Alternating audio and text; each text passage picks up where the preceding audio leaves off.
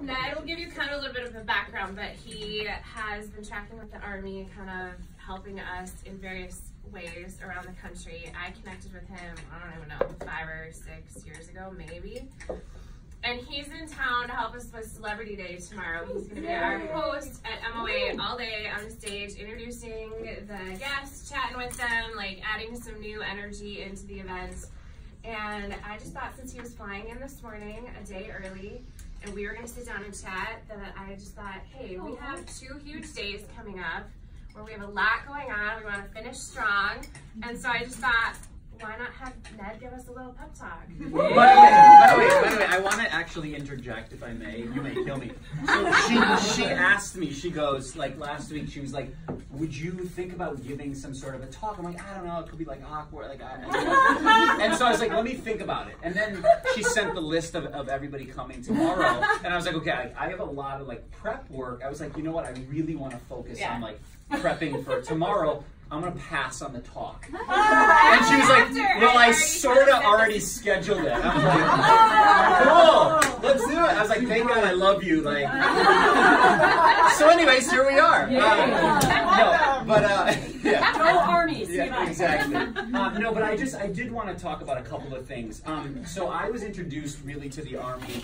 I used to work, help manage the Jonas Brothers and Demi Lovato a handful of years ago. And the Jonas Brothers were performing at the Dallas Cowboys halftime show at Thanksgiving. And it was just this like super cool like moment in time. The Jonas Brothers were like on fire and selling out stadiums and arenas, and it was just this like super cool moment. And they smashed the performance. It was really, really cool. It was great exposure for the Army. And I had lunch with a man named Major George Hood. And God bless him and rest in peace. I still am like so sad about it. Did you know Major Hood? He passed away. Like a month ago? He literally, I mean, I get choked up talking about it, but like he gave me such a, I'll back up to, so after that performance, we had lunch in Los Angeles, and he said, this is like unbelievable, the swell of like teen music fans. Like, this is crazy. Like, they couldn't believe how much attention and like how passionate these fans were when they like direct their energy at something. They're like an army. And so he said, I want to keep this going. And so he was like, let's do a concert. Like, let's do a yearly concert. And he's like, we'll call it like Rock the Red Kettle. And I was like, cool, that sounds amazing. Like, I would love to help you out. And literally this was right after the performance. So we only had like a couple weeks. He was like, let's do it. Let's try it this holiday season. And this was probably like 10 years ago now.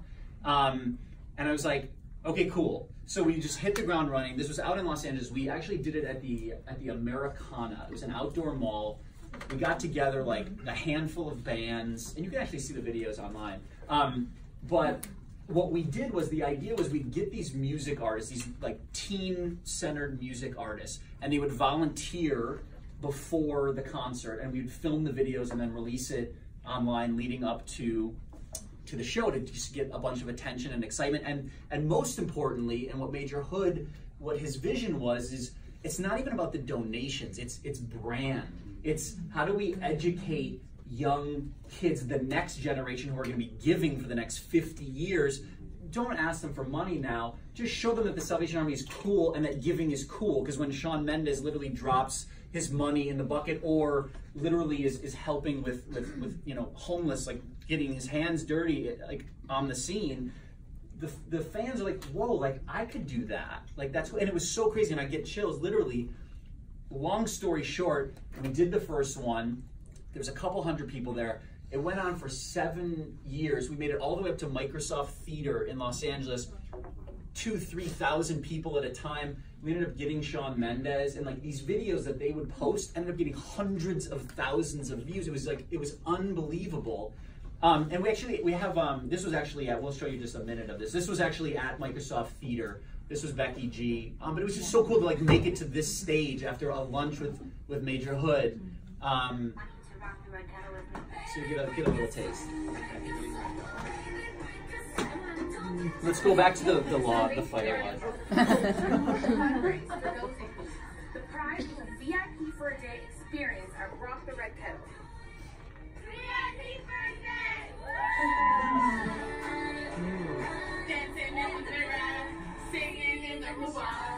I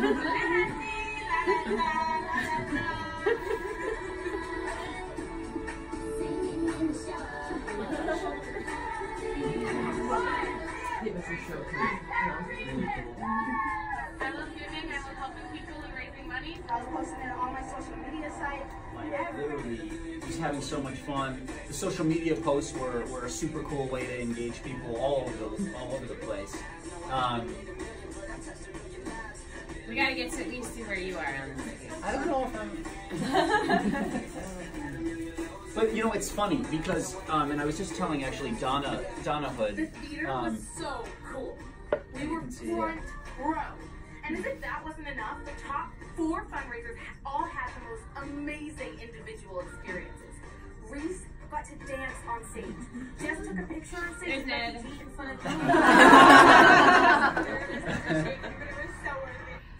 So you kind of get the vibe. But it's funny, and I was just telling Donna Hood that this was like my first foray into hosting, because I was like, wow, like I really would love to be out there and not like pay a host to like just read some things. Like I was so passionate about it. I was like, I don't want to pass that off. Like I want to talk about this. So I told her like it was such an unbelievable moment in my career where Major Hood really gave me a shot to produce this, to host it. And it was just really, really cool. So I'm just so grateful to the Salvation Army, what you guys all do. That's the Rock the Red Kettle chapter. I had started my own company and then got into promotional products and branded merchandise. And it was really kind of... You know all those rally towels? All right. Oh. Yeah. People are taking boxes of those, by the way, at the end of the game on Saturday. Well, thank you. But you know, it was interesting because it was a real right-hand turn because I'm really passionate about entertainment and motivation and different things. And the long story short is that I really had and I kind of fell into the merchandise world. I had seen, obviously, what was happening with the Jonas Brothers. They were selling thousands of t-shirts and this and that, and I ended up getting involved in that side of the business. But I had a really bad attitude about it for a long time. I would come home and I would tell my wife, I was like, I feel like I'm like meant to sell more than like keychains and like rally towels. And like in the meantime, the business was really building. Like I was doing over $1 million in sales, and I was really struggling with it. And I had this like MO, like I would leave jobs quickly. Like if something wasn't right, like if I had a problem with a colleague, or I didn't think it was like my dream job, or just like if something was just off, I would just leave. And this was right around the time that I was having, we were talking about having a child, and I literally, like before like I would have left, I was like, what would I tell like my son or daughter, like if they came to me in this situation? This is like my deep like inner thoughts. But I was like, I literally like thought, and I was like, you know what? I would tell them like honor it, like really stamp it. Like you don't have to stay there forever, but like wring the towel out, like the rally towel. But like really, and there's a great quote by Danny Johnson. She says, "Prosper where you're planted," and that always stuck with me. I love that because it's like, be your best, like bring your best self to it, bring your passion to it. You know, like how do you get creative and flip it on its head? Because it's not even the job. Like whether I'm selling keychains or whether you're, you know, promoting the Red Kettle or selling insurance, it doesn't matter. I almost feel like the universe puts us in places like for a reason. Like you guys are all here for a reason, like, and you guys are really affecting change. But what flipped it on its head was I said, okay, you know what, from that moment on, I'm not gonna leave. I'm going to bring my passion into this. If I love to motivate, cool, I have one person on my team. I'm gonna make it my mission to literally make this job the best job for her. I'm gonna work with companies that I'm passionate about. Salvation Army, Ellen, Facebook, Instagram. I'm not gonna go after, you know, Chase Bank because they spend $10 million on towels. I wanna literally sit across from someone and be like, I love what you do. Let me help you with our merchandise, like your merchandise. I started a talk show. I was like, cool, I love to talk, you know, about different pieces of life advice. I'm gonna start a talk show called Swag Life. We'll talk about merchandise and we'll talk about life. And really, over the last 3 years, the business has continued to increase. I'm having so much fun. And I tell it to you because I feel like there's like an epidemic. I keep actually looking at Santa. I'm like, dude, Santa's like, he's super bored. He's super bored. This is not working. He's totally into I was like, yeah, he's like so focused. But I tell it to you because I feel like there's an epidemic. Like I feel, and I name my company Happy Monday because I ask people all the time like how their day is, and like, well, it's almost over. I'm like, yeah, to myself, no, but like it's funny, but like I literally like, what's the alternative? Like, this is such an unbelievable moment that we have. Like I get like chills, not to be like corny, but like you have one life, like you're here, like this is amazing. How do we love every day? Like maybe you're doing something that you maybe one day don't love, but man, like how do you bring your best attitude to it? And I know that sounds like so crazy, but every time I'm in a rut at work, it's because of me. It's literally because of me. I'm complaining, I didn't do this right, a colleague this, I shouldn't be doing this.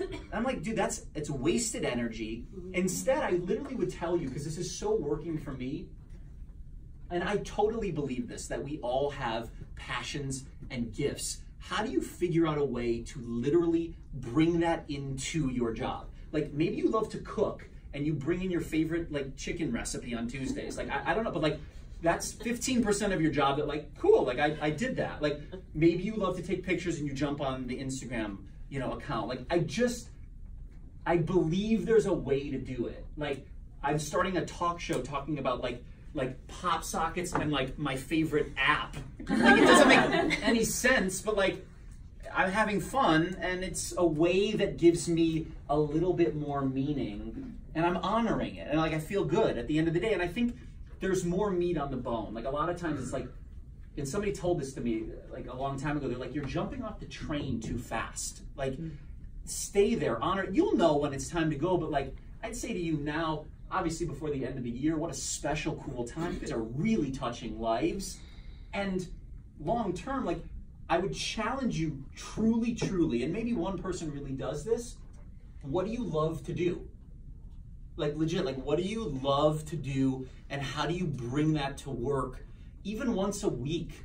I just think there's some magic in there. I really, really do. So listen, if I can do it with pop sockets and keychains, you guys are literally saving people's lives. I mean, you guys are so, what an amazing opportunity. So I just wanted to come here and share that, tell you I love what you guys do truly from my heart. I appreciate it.